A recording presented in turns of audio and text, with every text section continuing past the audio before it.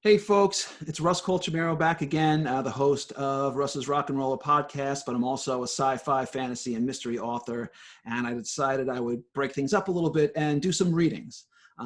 If any of you guys are fans of Bill and Ted 3, excited for it, I know I am. If you're tired of all this quarantine lockdown and you're tired of all the dread and all the misery and you just want to have some fun and have some laughs and go on an adventure like Bill and Ted 3, I know I'm looking forward to it. I've got my own sci-fi comedy series. The first book is called Finders Keepers.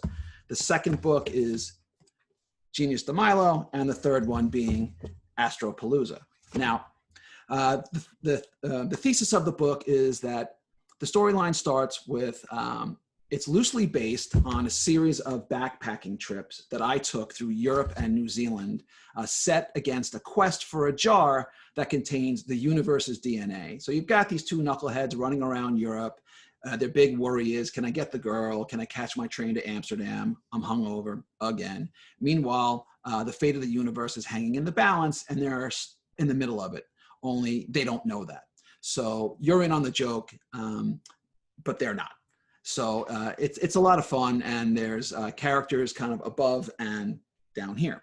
Now, because the book is in many ways based on trips that I actually took, there's a lot of on-the-ground backpacking adventures that I took through Europe and New Zealand.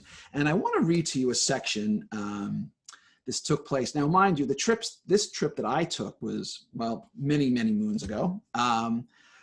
But I want to read to you something. And what I'm going to read to you here happened almost exactly how it actually happened in reality, except that when I refer to Jason, that's my alter ego. And there's a slight moment in here where he talks about not having an international cell phone. This book is set around 2005. So it's a little before the internet and the technology that we have now, so just kind of bear with it. So if you understand, it's a little bit of a longer section, but it's a bit of a crazy story, and it wasn't so fun for me at the time, but I can laugh about it now. And it takes place predominantly, I was on a train. I was with a buddy of mine. We'd been backpacking for about a week or so. We got split up in Budapest, and we were going to meet up in a circuitous route in Prague on the Charles Bridge. The odds of this ever happening were virtually zero, but we were young and stupid, and it happened anyway. And I got sick as a dog, terrible fever, and I'm in the middle of Eastern Europe alone at midnight, 23 or 24 years old, with no experience traveling. And it was a very different world back then. You couldn't just call people and get help. So anyway, here we go. The overnight train to Prague rumbled through the darkness. Jason hadn't been on his own since Jean dropped him at the Manchester train station almost 2 weeks, 5 countries, and several thousand miles before. And now that he was solo again, lying face up in the small compartment in the train, he was nauseous, achy, and burning with fever. He felt like a backpacking orphan, abducted for reasons unknown to him, shuttled off in secret in the dead of night, heading deeper through Eastern Europe and into the arms of any number of foster guides who, at best, might provide a bed and a meal, and at worst would be treacherous and evil. Still, when he made it to Prague, he would wait for Theo on the Charles Bridge, although even he knew there was virtually no chance they would reconnect. Not having a cell phone, Jason finally acknowledged, was a disaster. Paying for the international activation fee would have been worth every penny. While feeling safe and protected under the umbrella of constant companionship, Jason gladly forgot what it meant for him alone to make it across the continent. Since he didn't have a reliable plan for getting himself from place to place, his emotional and psychological weariness was greater than his extreme physical discomfort. He felt isolated, as if the floor had turned to putty, like a cartoon picnic blanket, sunk into Bugs Bunny's rabbit hole, swallowed into the earth, and him with it. On the platform, right before he got separated from Theo, again Jason felt a blast of white light.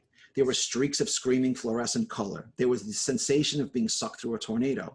Was it exhaustion, fever, spiked Euroweed? Was it God setting him straight for being a non-believing weenie? Jason couldn't even call himself a lapsed Jew because he hadn't lapsed. He had never invested himself in the first place. In that regard, Jason followed his father's lead, impudently rejecting all organized religion. But also like his father, Jason overlooked the spiritual aspects of Judaism, absent from him not only in his outlook on life, but also when he needed it most. Jason had no faith, no sense of cosmic or even cultural belonging to help him get through times of crisis. So as he often did when he faced with struggle, he embraced worry, not because it helped solve his problems, but because it was easy, accessible, and familiar. And most ironic for Jason, he started thinking about Jesus of all people and his lesson about the fish. Give a man a fish and he eats for a day. Teach a man to fish and he eats for a lifetime. Jason was starting to realize how much that idea applied to him. Receive a guided tour and journey for a day. Learn to be a guide and journey for a lifetime. But being as he was, Jason once again clung to the rhythm of an overnight train gliding over the seams in the railway tracks. Clug-lug, clug-lug, clug-lug. Ideally, he would sleep until Prague, but he struggled on these overnight trips in constant fear that he would miss his stop, get robbed, or worse. Jason rubbed his temples. His glands were swollen. His skin was hot and clammy. The thought of food only intensified his queasiness, but it would be at least another 4 hours until he reached Prague. He levered down his knapsack from the overhead rack. He would force down the bread and Swiss cheese if he had to. He fished through his bag. And then he realized another critical mistake. He forgot to load up on food. Again. He ran his fingers through his sweaty hair. What am I going to do? I've got no food or water. I'm alone. I'm sick. It's the middle of the night. It's 2 a.m. I can't speak the language. And they have guns and wars and there's no police and I can't trust anybody. I'll get robbed, lose my passport, my money. I'll get dumped by the side of the tracks and the werewolves will eat me and I'll... Jason squinted hard, put his hands up. You're losing it, dude. Just breathe. Breathe. Foregoing all hygienic concerns, he lay down on the floor beneath the padded benches. His head was beneath the window, his feet near the sliding compartment door. His bare skin was probably pressed against flecks of animal manure tracked in from the muddy farms of Eastern Europe, and he didn't care. He was undoubtedly lying in drops of drool and sneeze and dirty sex residue, and he didn't care. Skanky or not, the floor was cool and soothing. Jason let out a sigh of relief. He smiled and laughed a little. He closed his eyes. Then he heard whispers beneath him, below the floor. Jason's eyes snapped open. All right, I totally heard that. He jumped up and put his fingers beneath the edge of the cushion. Before prying it up, he considered what might be underneath. Vampires? Cujo? Satan? Peeking through one eye, then the other, he discovered a storage compartment beneath the cushion. Reluctantly, he reached in up to his shoulder, more than just a little worried that whatever was in there would yank him down with it. He hit the bottom. He wriggled his fingers. My arm's still attached. Cool. Jason replaced the cushion, sat on it, then rubbed his temples in concentric circles as if he could rub the voices into oblivion. The train gave a final lurch forward, then stopped.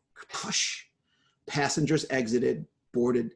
Shadows and silhouettes passed by the windows. Jason heard the voices again. The presence beneath him. His compartment door opened. I don't like it here, he thought. I want to go home. Shivering with fever, he nodded at his new compartment mate. She was a gumdrop of an old woman with penciled-in eyebrows and a scowl that would make the devil cry for his mama. She wore a fur hat and clutched a handbag to her chest. The conductor inspected their tickets, punched Jason's passbook. The old woman eyed the conductor with disdain, handed over her ticket and snatched it back. She shoved it into her purse, which she clasped shut. She mumbled in Hungarian. Clueless as to what she said, Jason agreed anyway. Yeah, he said, me too. Ah, the old woman said, America? USA? Yep, Jason said, I'm American from... The old woman reached into her purse, although careful to make sure that only she could see what was inside, as if she were hiding a secret, like latex gloves, a rusty hatchet, and a bottle of ether. Jason shifted in his seat. His breath shortened. The old woman eyed Jason suspiciously, her hands still buried within the purse. She stood up, reached for the compartment door, then slid the metal bolt, locking them inside. Jason quickly fell back into his fever fantasy. He stiffened. She's going to rip my throat out, bathe in my entrails. I'm going to be human stew. The old woman looked at him again, then removed her hand from her purse. Only instead of a meat cleaver, she produced a silver hoop with religious trinkets. Angels, saints, prophets, silver crosses, the Virgin Mary, baby Jesus. She shook the holy ring at him. Talisman! Jason grimaced politely, his intense anti-religious instincts mashing against the need to be polite to an old woman. The train rumbled through the night. Despite her insistence otherwise, Jason struggled to explain, without being rude, that he was not a disciple of the Lord. Me, Jew. He looked up and pointed toward God. No Jesus. He shook his head, pointing to himself again. Jew. Talisman! She shook her holy ring of the Jesus clan. Talisman! No, Jason repeated. Yet as he unraveled physically, emotionally, and psychologically, he found that clinging to the tiniest threads of his religious background made him feel slightly more whole, more him. Me, Jew, no Jesus. He shook his head. Jew, understand? Jew? Ah, she said, offering a gesture of recognition. She smiled. Finally, Jason thought, finally. The old woman removed a silver pendant from her oversized ring, then stuffed it into the pocket of Jason's knapsack. She zipped it closed. Talisman, she said. Jason reached for his bag. No, she slapped Jason's hand away. Talisman! But then she patted the same hand like a grandmother would, his Hungarian grandmother. She smiled at him. Talisman. Jason nodded. There was no use fighting him. Yeah, he said. Okay, Talisman. 18 miles from the Wien-Subenhof station in Bratislava, the train slowed, then came to a halt, somewhere between Budapest and Prague. Jason and his Hungarian grandmother shrugged at each other. A drunken tenor boomed from the hallway. God's warriors will slit our throats! Jason's Hungarian grandmother clutched her bag, rocking in place. Talisman, she said, then kissed one of her many crosses. Talisman. Jason went to the door, looked down the hallway. Other passengers did the same. A large, middle-aged Hungarian man clutched a brown bottle. He reeked of whiskey. Droplets glistened in his scraggly brown beard. You, he pointed at Jason. We die. The army of darkness has come. Jason slammed the door, locked it. His Hungarian grandmother clutched her bag. They waited and waited. Finally, the train lurched forward, rolled a bit, then stopped. On and on they went for 2 hours until finally passing over the Slovak Republic border and toward the Czech Republic. At the next stop, Jason's Hungarian grandmother left him to fend off the prophet of doom on his own. She patted his leg and smiled.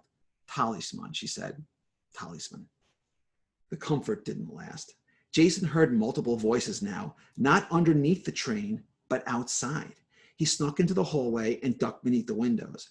In the darkness, 6 men in coats and hats marched single file, hands behind their heads. Their boots scraped along the pebble roadside. From behind them, 3 soldiers pointed machine guns. One shoulder cocked his weapon.